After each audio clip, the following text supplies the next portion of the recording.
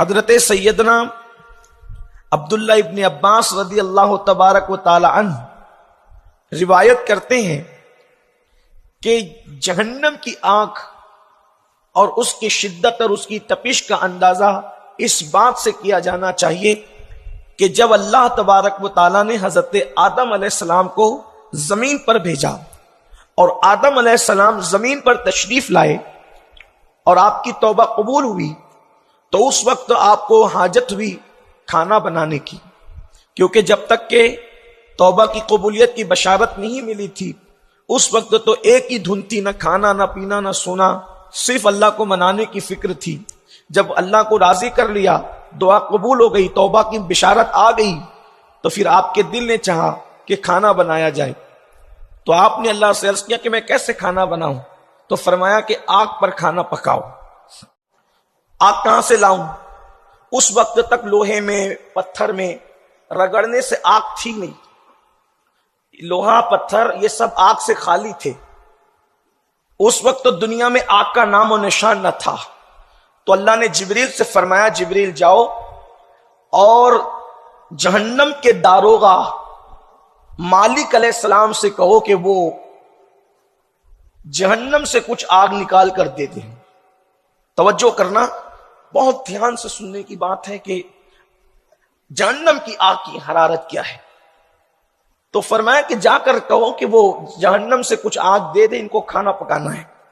حضرت جبریل علیہ السلام پہنچے حضرت مالک کے پاس، داروغہ جہنم کے پاس، اور کہا حضرت مالک سے کہ آپ جہنم کی آگ دیں، آدم علیہ السلام کو آگ کی ضرورت ہے۔ تو کہا کتنی دوں؟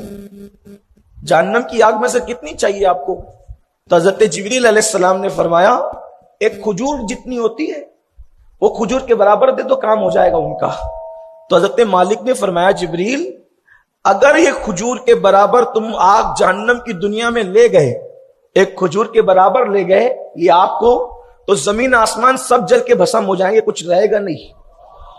ایک کھجور جتنی آگ، دھیان سے سننا، یہ حدیث پاک ہے، اللہ اکبر۔ یہ کھجور اتنی آگ اگر لے گئے تو زمین اور آسمان جل کر کے بھسم ہو جائیں گے۔ تو حضرت جبریل نے کہا پھر اس کا آدھا کر دو، یعنی آدھی کھجور کے برابر دے دو۔ تو کہا اگر آدھی کھجور کے برابر بھی لے گئے تو قیامت تک کبھی آسمان سے پانی کا ایک قطرہ نہیں برسے گا اور زمین سے ایک اناج کا دانہ بھی نہیں اگے گا، کیونکہ آگے تو پانی بھی برسنا ہے اور اناج سے جب زمین سے دانہ بھی اگنا ہے۔ اگر تم آدھی کھجور کے برابر لے گئے آگ تو پھر بارش بھی ختم ہے اور اناج بھی ختم ہے۔ تو کہا ایک کام کرو، ایک جو کے دانے کے برابر لے جانا۔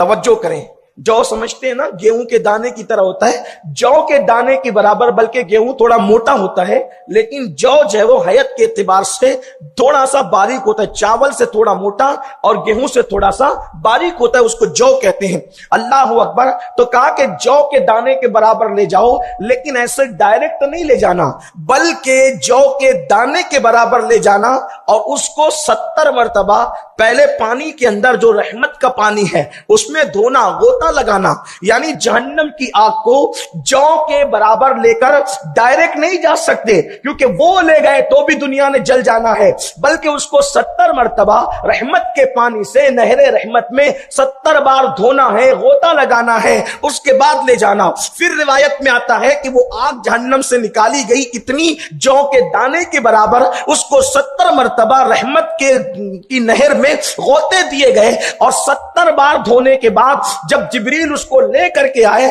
تو ایک پہاڑ پہ رکھا، اور جس پہاڑ پہ رکھا وہ پہاڑ جیسی وہ آگ رکھی گئی، 70 بار دھونے کے بعد بھی وہ جو آگ رکھی گئی تو وہ پہاڑ جل کر کے بھسم ہو گیا، وہ پہاڑ جل کر کے ریزہ ریزہ ہو گیا، اور وہ جو آگ جہاں سے نکلی تھی یعنی جہنم سے، پھر وہیں پر وہ لوٹ گئی، یعنی وہ آگ دنیا میں رہی نہیں بلکہ جہاں سے نکلی تھی وہیں پہ وہ لوٹ کر کے چلی گئی۔ لیکن جب وہ پہاڑ اس کی وجہ سے جلا اور جل کر کے بھسم ہو گیا اور ریزہ ریزہ ہو گیا تو اس آگ سے حرارت نکلی، اس پہاڑ سے حرارت نکلی، گرمی نکلی، اور وہی گرمی لوہے میں اور پتھروں میں بس گئی۔ اس کے بعد پتھر کو ایک دوسرے سے رگڑا جاتا تو اس سے آگ پیدا ہو جاتی۔ یعنی یہ جو آگ ہے دنیا کی وہ اس آگ کا دھواں ہے، دھواں جس سے ہم آج فائدہ اٹھا رہے ہیں۔